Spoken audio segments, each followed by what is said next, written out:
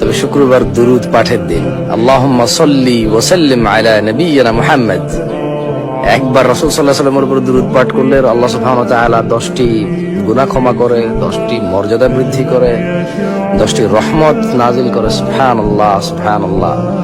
আমার সঙ্গে বলুন, আল্লাহুম্মা সাল্লি ওয়া সাল্লিম আলা নাবিয়িনা মুহাম্মদ। জুমার দিনের দোয়া কবুলের সেই কাঙ্ক্ষিত মুহূর্তটা হচ্ছে আসরের সালাত, অর্থাৎ বিকেল থেকে নিয়ে মাগরিব সূর্য অস্ত যাওয়ার আগ পর্যন্ত। এই সময়টুকুর মধ্যে আমরা যে দোয়া করব ইনশাআল্লাহ আযজা ওয়া জাল্লা আল্লাহ পাক কবুল করবেন ইনশাআল্লাহ। জুমার দিনে দোয়া কবুল হয়।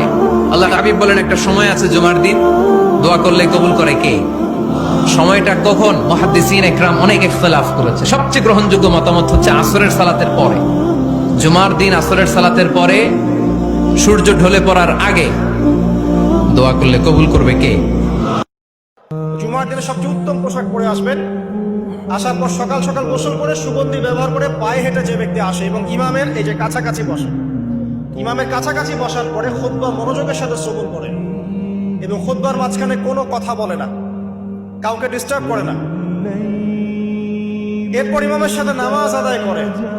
এই ব্যক্তির আমল নামায় যে নেকি লেখা হবে, নবীজি বলছেন সে যে প্রত্যেক পদক্ষেপ ফেলে এখানে এসেছে তার বিনিময়ে, একটা পদক্ষেপের বিনিময়ে 1 বছরের নফল রোজা আর 1 বছরের নফল তাহাজ্জুদের নেকি তার আমল নামায় লিখে দেওয়া হবে। এই কাজগুলো আমরা জুমার দিন খুব সহজেই করতে পারি। আল্লাহ পাক আমাদের জুমাকে মূল্যায়ন করার তৌফিক দান করুন। এতগুলো দিন থাকতে জুমার দিনের এত ফজিলত কেন? কারণ এই দিনে আল্লাহ তাআলা আদম আলাইহিস সালামকে তৈরি করেছেন। এই দিনে আল্লাহ তাআলা সাইয়েদনা আদমকে জান্নাত থেকে দুনিয়ায় পাঠিয়েছেন। জুমার দিনে আল্লাহ সাইয়েদনা আদম আলাইহিস সালামের তওবা কবুল করেছেন। এই জুমার দিনে আল্লাহ তাআলা সাইয়েদনা আদম আলাইহিস সালামের রূহ কবজ করবেন। জুমার দিন ছাড়া কিয়ামত অনুষ্ঠিত হবে? তাহলে জুমার দিনের আলাদা স্পেশালিটি আছে না নাই? এই ইস্তেগফারটা কেউ যদি রাতে পড়ে, ওই রাতে মৃত্যু হলে সে জান্নাতি। এই ইস্তেগফারটা যদি কেউ দিনে পড়ে, ওই দিনে মৃত্যু হলে সে জান্নাতি। এটার নাম সাইয়্যিদুল ইস্তেগফার। আল্লাহুম্মা আনতা রাব্বি লা ইলাহা ইল্লা আনতা খালাকতানি ওয়া আনা আবদুক ওয়া আনা আলা আহদিকা ওয়া ওয়া'দিকা মাসতাতা'তু আউযু বিকা মিন শাররি মা সানা'তু আবুউ লাকা বিনি'মাতিকা আলাইয়া ওয়া আবুউ বিযামবি ফাগফিরলি ফাইন্নাহু লা ইয়াগফিরুয যুনুবা ইল্লা আনতা। আশা ছেড়ে দিও না, ভরসা রাখো একজনের উপর। তিনি কে? You will find your way. তুমি তোমার রাস্তা খুঁজে পাবে আর তোমাকে রাস্তা দেখাবে কে? আমরা কখনো হতাশ হই না, আমরা কখনো নিরাশ হই না, আমরা কখনোই হাল ছেড়ে দেই না। আমরা ভরসা রাখি একজনের উপর। তিনি কে? যখন মানুষ পাপে লিপ্ত থাকে, কন্টিনিউয়াসলি পাপ করতে থাকে, তার হায়াতের বরকত কমে যায়। আর যখন মানুষ কন্টিনিউয়াসলি নেক কাজ করতে থাকে, ভালো কাজ করতে থাকে, তার হায়াতের মধ্যে বরকত হয়।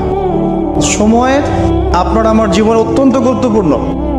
কোনো ব্যক্তি যদি তার হায়াতের, তার সময়ের মূল্য বুঝতে পারে প্রকৃত অর্থেই, সে কি কখনো ঘন্টার পর ঘন্টা রাস্তাঘাটে আড্ডা মারতে পারে? অনলাইনে সময় নষ্ট করতে পারে? চায়ের দোকানে আড্ডা পিটাতে পারে? বান্ধবীর পিছনে সময় ব্যয় করতে পারে?